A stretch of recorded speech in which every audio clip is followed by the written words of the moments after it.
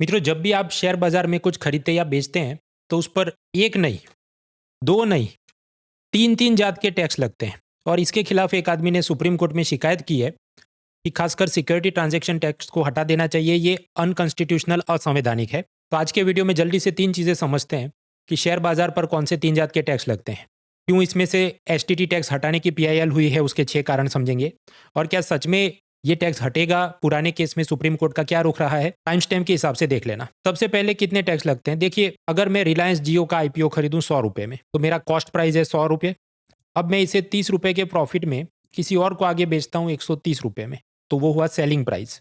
अब आप समझिए, जो ग्रीन कलर में प्रॉफिट है 30 रुपीज़, इस पर लगेगा कैपिटल गेन्स टैक्स, पूंजीगत लाभ कर। वो 12.5 से 20% होता है, डिपेंड करता है कि खरीदने के कितने समय बाद मैं उसको वापस रीसेल कर रहा हूँ। अब ये जो 130 रुपये का सेलिंग प्राइस है, ब्लू कलर में हाईलाइट किया, इस पे 2 टैक्स लगते हैं, राज्य सरकार की स्टैम्प ड्यूटी और अलग से सिक्योरिटीज ट्रांजैक्शन टैक्स जो केंद्र सरकार मांगती है। तो कुल मिलाकर 3 टैक्स हुए। इन सब के रेट क्या होते हैं वो डिपेंड करता है खरीदने के बाद कब बेच रहे हो, शेयर है, बॉन्ड है, म्यूचुअल फंड यूनिट है, वगैरह वगैरह।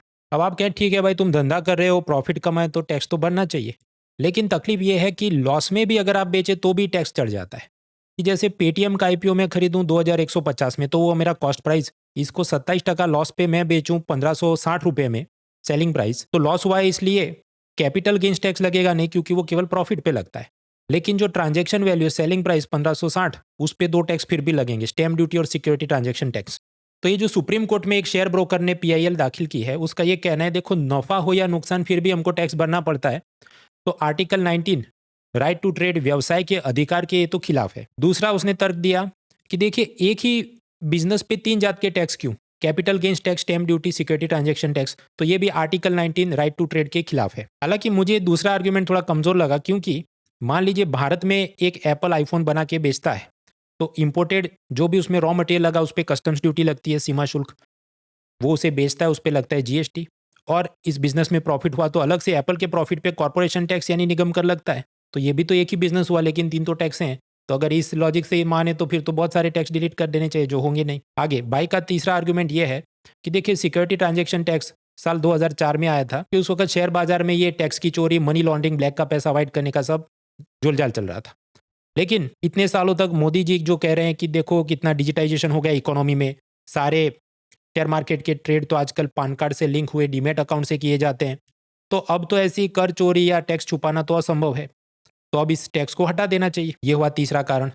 चौथा ये कहना है, अमेरिका, सिंगापुर, जापान जैसे कई देशों में ये सिक्योरिटी ट्रांजैक्शन टैक्स नाम का कोई कंसेप्ट है नहीं, तो भारत में क्यों है। नेक्स्ट उनका ये कहना है कि मान लो पेटीएम का शेयर जो लॉस पे बेचा, उस पे भी आपने स्टैम्प ड्यूटी और सिक्योरिटी ट्रांजैक्शन टैक्स मांगा, तो इसमें टीडीएस जैसा रिफंड नहीं मिलता है। अब पहले जो नए विद्यार्थी हैं, मुझे टीडीएस रिफंड समझाना पड़ेगा, जल्दी से समझ लेते हैं। देखिए, जैसे मैं दूरदर्शन गुजराती पर पैनलिस्ट के रूप में कभी कभी जाता हूं, तो वो मुझे पैसे देते हैं, लेकिन मैं ऐसा जो 1000 रुपये मिल रहा है इनकम टैक्स विभाग को ना बताऊं, तो फिर उस पर टैक्स नहीं चढ़ेगा। तो इससे कैसे लड़ा जाए, उसका कंसेप्ट है टीडीएस। वैसी बात है कि अगर दूरदर्शन गुजराती मुझे 1000 रुपये का पेमेंट कर रहा है, तो उस पर 10% टैक्स डिडक्टेड एट सोर्स लगेगा, यानी 1000 में से 100 रुपये दूरदर्शन इनकम टैक्स विभाग को जमा करेगा, मेरा पान कार्ड नंबर लिख के कि ये मृणाल को इतना पैसा, ये मृणाल को 1000 रुपये जो हम दे रहे हैं उसमें से 10% एडवांस में आपको भर रहे हैं, और बाकी 900 रुपीज़ मृणाल को मिलेंगे।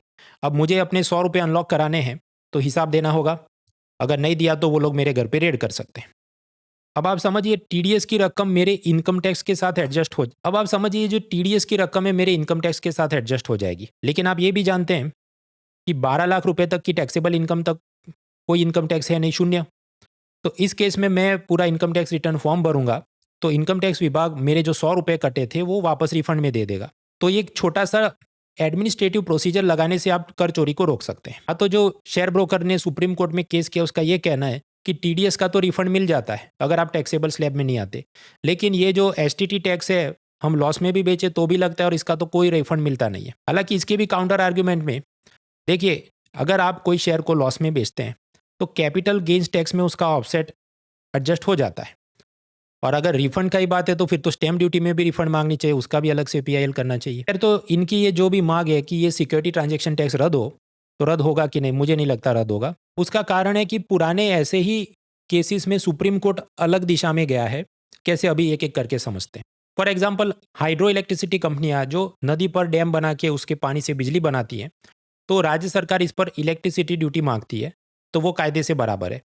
फिर हिमाचल सरकार ने कहा इसके ऊपर हम अतिरिक्त एक वाटर सेस भी मांगेंगे, तो कोर्ट ने मना कर दिया, क्योंकि कोर्ट का ये कहना था कि देखो इंटर स्टेट रिवर ये यूनियन लिस्ट में आता है, तो तुमने बिजली के लिए तुम टैक्स मांगते हो बराबर, क्योंकि कोयले की और बाकी बिजलियों पे तुम टैक्स मांग सकते हो, पर ऐसा अलग अलग तुम और सेस नहीं चढ़ा सकते, तो ये असंवैधानिक है बोल के वाटर सेस को हटवा दिया। यानी इस केस में क्या हुआ कि संविधान में यूनियन लिस्ट स्टेट लिस्ट के हिसाब से वो गए। फिर ऐसा ही दारू का केस आया। देखिए पीने का दारू यानी लिकर फॉर ह्यूमन कंजम्पशन, उस पर जीएसटी नहीं लगता, उस पर स्टेट गवर्नमेंट का एक्साइज और वैट लगता है। तो ये सही बात है, क्योंकि कॉन्स्टिट्यूशन में इस हिसाब से उन्होंने जीएसटी का संशोधन यानी अमेंडमेंट करवाया था। लेकिन अल्कोहल जो परफ्यूम, कफ सिरप, डिओड्रेंट आदि में यूज होता है, इंडस्ट्रियल अल्कोहल, तो उस पर जीएसटी तो लगता है। फिर स्टेट गवर्नमेंट कहे कि हमको अलग से भी इस पर टैक्स लगाना है, तो सुप्रीम कोर्ट ने कहा हाँ तुम लगा सकते हो। इसका कारण कि अल्कोहल का रेगुलेशन स्टेट लिस्ट में आता है, यानी कि अल्कोहल पे लगने वाले टैक्स में भी यूनियन लिस्ट स्टेट लिस्ट के हिसाब से सुप्रीम कोर्ट ने जजमेंट दिया। तीसरा केस गया माइनिंग रॉयल्टी का। खनन यानी माइनिंग पे जीएसटी लगता है, करेक्ट। इसके अलावा अलग से स्टेट गवर्नमेंट को दो और चीज़ें मांगने की सुप्रीम कोर्ट ने छूट दी। सबसे पहला कि स्टेट गवर्नमेंट इस पर मिनरल रॉयल्टी मांग सकती है। Just like T series company का म्यूजिक आप बजाते हैं तो वो कहे मेरा कॉपीराइट है इसलिए तुम मुझे रॉयल्टी दो। सिमिलरली सरकार का जब ये कहना हो कि ये सरकारी जमीन या जंगल की जमीन से तुम खनन कर रहे हो तो हमें रॉयल्टी दो, वो मांग सकती है, करेक्ट है। और एडिशनली क्योंकि आप माइनिंग के नाम पे जमीन से पैसा कमा रहे हैं, तो आपको अलग से जमीन महसूल, लगान, लैंड रेवेन्यू भी देना होगा। तो सुप्रीम कोर्ट ने कहा हाँ ये भी सब अलाउड है, क्योंकि कॉन्स्टिट्यूशन में यूनियन लिस्ट स्टेट लिस्ट के हिसाब से ये सब अलाउड है। फिर तीसरे भी केस में आप देखिए कॉन्स्टिट्यूशन की यूनियन लिस्ट स्टेट लिस्ट के हिसाब से कोर्ट गई। तो यानी ये जो तीनों केस अभी के समय में पिछले 2-5 सालों में ही हुए हैं, वाटर सेस, अल्कोहल और माइनिंग, उसमें तो कॉन्स्टिट्यूशन में क्या लिखा है उस हिसाब से इंटरप्रिटेशन हुआ। तो बस इसी लॉजिक पर मुझे लगता है सुप्रीम कोर्ट ये शेयर बाजार वाले टैक्स पे भी जाएगी। अब जब हम शेयर बाजार के टैक्सेस की बात करें, तो कैपिटल गेंस टैक्स और सिक्योरिटी ट्रांजैक्शन टैक्स लेने का हक यूनियन को है, तो बिल्कुल कायदे से हैं। संविधान की जो यूनियन लिस्ट है उसमें वो सब दिया है। आप कहे तो फिर स्टैम्प ड्यूटी का क्या हिसाब है? देखिए स्टैम्प ड्यूटी का हिसाब ऐसा है कि 2-3 कारण है।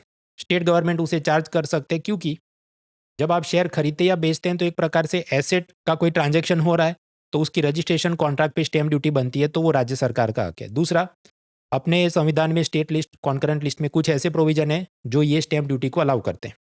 तीसरा, शेयर बाजार पे लगने वाली स्टैम्प ड्यूटी, उसका क्या रेट होगा वो यूनियन गवर्नमेंट डिसाइड करती है, हर एक ट्रांजैक्शन पे कलेक्ट करती है, और जो बायर है, खरीदार है शेयर का, वो जिस स्टेट में बैठा है उस स्टेट को वो स्टैम्प ड्यूटी का पैसा देती है।